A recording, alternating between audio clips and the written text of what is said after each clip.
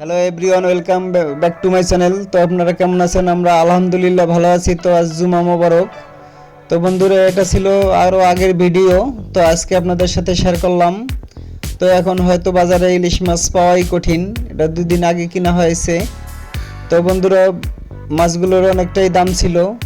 তো 2500 টাকা করে কেজি চেয়েছিল, 2200 টাকা করে এনেছি। তো এই বছরে এই প্রথম এবার হিমসাগর কিনেছি, বাচ্চারা খাওয়ার জন্য করেছিল। তো আম ভালো পাকে নাই দেখে কিনিনি। তো আজকে এই আমগুলো এনেছি 80 টাকা করে কেজি। তো ভালোই মিষ্টি হয়েছিল। আমের জগতে হিমসাগর আমটি একটু অন্যতম অসাধারণ স্বাদ, অনেক সুস্বাদু, সবারই প্রায় পছন্দ। তো মাছগুলো দেখতেই পাচ্ছেন, মাছগুলো একবারে অরিজিনাল পদ্মার ইলিশ। এই মাছগুলো খুবই সুস্বাদু হয়। পদ্মার ইলিশগুলো সাধারণত চওড়া হয়ে থাকে। আর চিংড়ি মাছ কিনেছি 1 কেজি 1200 টাকায়, ছোট বড় মিলানো। এই চিংড়িগুলো নদীর চিংড়ি মাছ, তো অনেক সুস্বাদু হয়। এগুলো দিয়ে অনেক তরকারি আপনি রান্না করে খেতে পারবেন এবং বড়গুলো আলাদা করতে পারবেন। এই যে আমাদের নতুন অতিথি, এটা আমাদের নতুন অতিথি। এই কয়দিন হয় আইসা আমাদের বাসায়? দেখি বাবা, দেখি বাবা। হ্যাঁ, আসো আসো আসো। এই যে বাবা, কয়দিন হয়েছে বাবা তুমি আসছো? 2 দিন। এটা একদম বাচ্চা, এখনো হাতে খাওয়াই দিতে হয়, কিন্তু পলানের চেষ্টা করে। পলানের দান দেওয়া হয়েছে, জ্ঞানটা হয়েছে। ওই যে দেখেন, ও আমার সাথে যুদ্ধ শুরু করে দেস। এই যে এটাকে আমরা কথা শিখাবো, যখন ভালো ভালো কথা শিখবে তখন আপনাদের সাথে শেয়ার করব।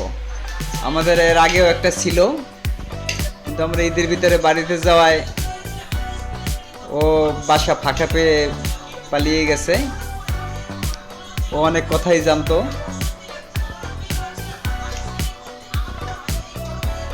এটাকেও চেষ্টা করবো সব কথা শেখানোর জন্য।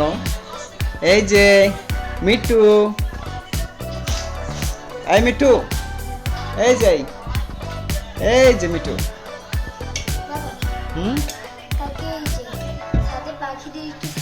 ও আমার কোলে আইব, কোলে হওয়ার জন্য অস্থির।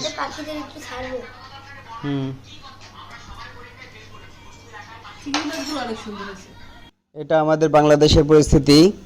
বর্ষা আসার সাথে সাথে রাস্তাঘাটে আনাচে কানাচে পানি জমা শুরু হয়ে গেছে। এই জলাবদ্ধতা হয়তো বাংলাদেশ থেকে কোনোদিনই দূর হবে না আমাদের অবহেলার জন্য। বন্ধুরা, প্রতিদিনের মতো পাখির ঘরে চলে আসলাম খাবার দেওয়ার জন্য। এই যে বাবারা, তোমরা কি করতেছো? খাওয়া দাওয়া করছো? বাবা আসো আসো আসো, বাবা আসো। কই সোনা ছেলেরা? মিঠু আসো, মিঠু, মিঠু।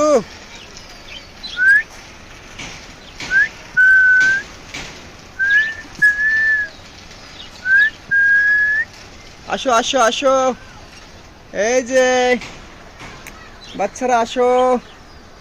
বন্ধুরা, ওদেরকে ছেড়ে দিয়েছি। ওদেরকে আজকে এই যে দেখেন, একটা আমাদের নিচের ছাদে একটা এই যে গাছ ছিল, আম গাছ, সে আম গাছটা মরে গিয়েছে। তো সেটার এই মরা অংশ, এই যে দেখেন পুরো গাছটাই পাতা ঝরে গেছে। তো সেটা এনে ওদেরকে দিয়ে দিয়েছি, সেটার উপরে বসে ওরা দেখেন সুন্দর আনন্দ করছে। এই যে খাঁচা থেকে ছেড়ে দিয়েছি, এই যে খাঁচা শূন্য করে দিয়েছি।